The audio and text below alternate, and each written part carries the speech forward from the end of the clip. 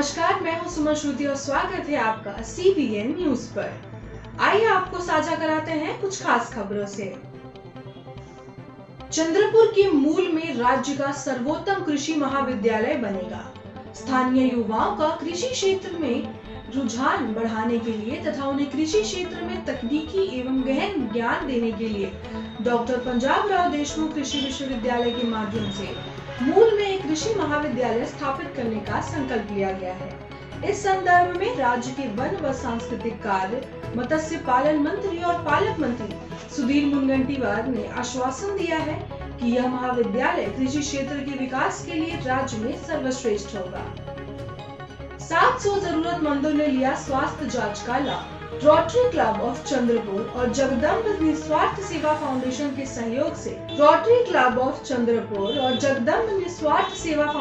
सहयोग से 17 दिसंबर को Podar public high school Bengali camp में स्वास्थ्य जांच शिविर का आयोजन किया गया। शिविर में 700 से अधिक नागरिक लाभान्वित हुए। राष्ट्रीय ऊर्जा संरक्षण पुरस्कार से GMR वरोरा एनर्जी सम्मानित। ऊर्जा मंत्रालय के ऊर्जा संरक्षण ब्यूरो की ओर से आयोजित समारोह में GMR वरोरा एनर्जी लिमिटेड को 33वीं राष्ट्रीय ऊर्जा संरक्षण पुरस्कार 2023 से पुरस्कृत किया गया।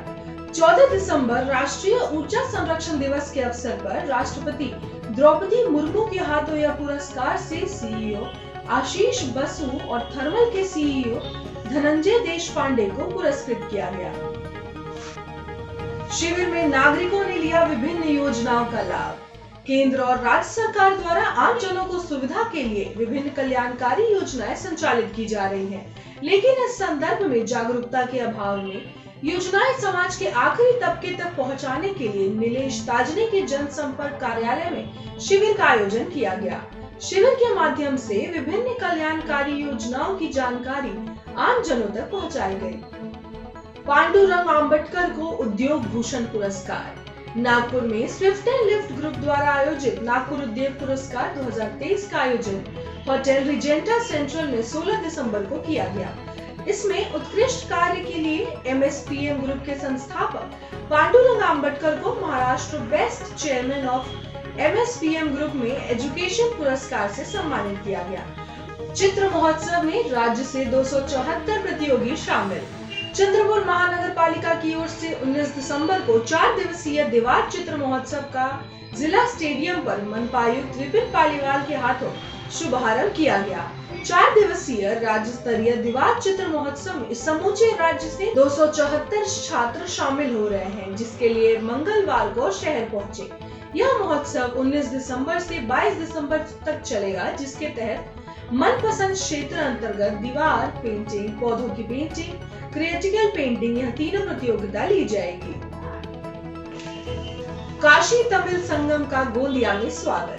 प्रधानमंत्री नरेंद्र मोदी की संकल्पना तथा एक भारत श्रेष्ठ भारत योजना के तहत शुरू की गई कन्याकुमारी से काशी कन्याकुमारी काशी तमिल संगम एक्सप्रेस ट्रेन का गोंदिया रेलवे स्टेशन पर ढोल ताशों के बीच जोरदार स्वागत किया गया।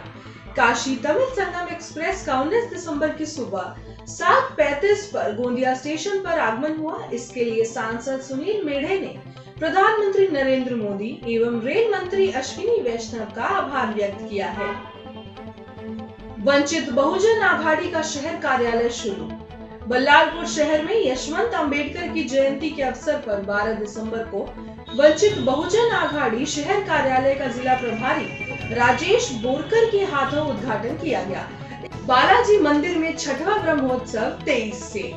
चंद्रपुर शहर के श्री वेंकटेश्वर स्वामी टेम्पल ट्रस्ट चंद्रपुर की ओर से 23 से 25 दिसंबर तक श्री बालाजी मंदिर पवित्र इरई नदी के तट दताला में भगवान बालाजी की मूर्ति की प्राण प्रतिष्ठा पर हुए 8 वर्ष पूर्ण हो गए।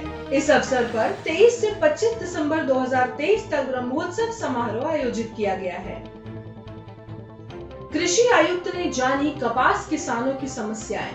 कृषि आयुक्त डॉक्टर प्रवीण गेड़ाम ने रविवार को वरोरा भद्रावती तहसील के शुष्क भूमि और संचित कपास के अर्थशास्त्रज्ञ विकास ढेंगले, शुष्क भूमि कपास किसान और डाला तालुका अरोड़ा के भानुदास बोधा ने संचित कपास की खेत का दौरा किया।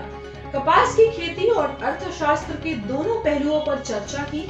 चर्चा के दौरान उन्होंने सभी आम किसानों की समस्याओं को जानकर प्रचलित योजना में क्या बदलाव करे इस संदर्भ में चर्चा कर निर्देश दिए। फुटपाथ पाठशाला में पढ़ रहे घुमंतुओं के बच्चे, लोगों की हस्तरेखाएं देखकर भविष्य बताने वाले लगभग 30 से 40 परिवारों का भविष्य, लोगों की हस्तरेखाएं तथा पंचांग देखकर भविष्य बताने वाले लगभग 30 से 40 परिवारों के बच्चों का भविष्य शिक्षा के अभाव में अंधेरे में था। लेकिन देवतली के सामाजिक संस्था की पहल पर शुरू हुई फुटपाथ पाठशाला के कारण अब बच्चे शिक्षा के प्रवाह से जुड़ रहे हैं। यहाँ की फुटपाथ पाठशाला में आने वाले बच्चे प्राथमिक शिक्षा हासिल कर रहे हैं। यूट्यूबर मनीष कश्यप को मिली पटना हाई कोर्ट से जमानत। यूट्यूबर मनीष कश्यप को 2 मामलों में पटना हाई कोर्ट से जमानत मिल गई है।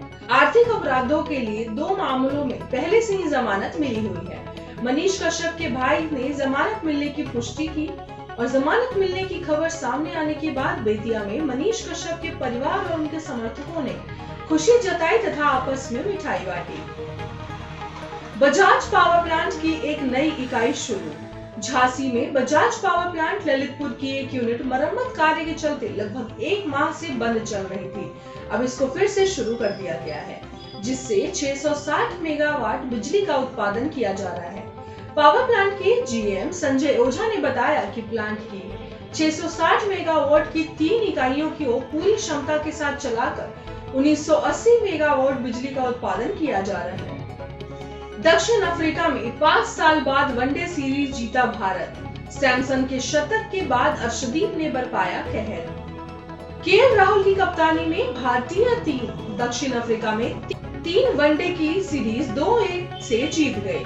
उन्होंने गुरुवार 21 दिसंबर को सीरीज के तीसरे और आखिरी मुकाबले में मेजबान टीम को 78 रन से हरा दिया। राहुल की कप्तानी में ही टीम को 2022 में हार मिली थी। तब दक्षिण अफ्रीका ने तीनों मैच जीत लिए थे। यहाँ तक कि राहुल की कप्तान रहते हुए भारत एक टेस्ट मैच भी हारा था। उस दौरे पर उनके नेतृत्व में टीम इंडिया 4 मैच हारी थी। राहुल ने उन कड़वी यादों को बुलाते हुए बतौर कैप्टन शानदार वापसी की। अमेरिका में H1B वीजा को लेकर बड़ा फैसला, भारतीयों को सबसे ज्यादा फायदा। H1B वीजा गैर अप्रवासी वीजा है। यह अमेरिकी कंपनियों को विदेशी कामगारों को नियुक्त करने की मंजूरी देता है। जब भी कोई व्यक्ति अमेरिकी कंपनी में नौकरी करता है तो उसे H1B वीजा जारी किया जाता है। ऐसी ही खबरों के लिए बने रहिए हमारे साथ और देखते रहिए CBN न्यूज। धन्यवाद।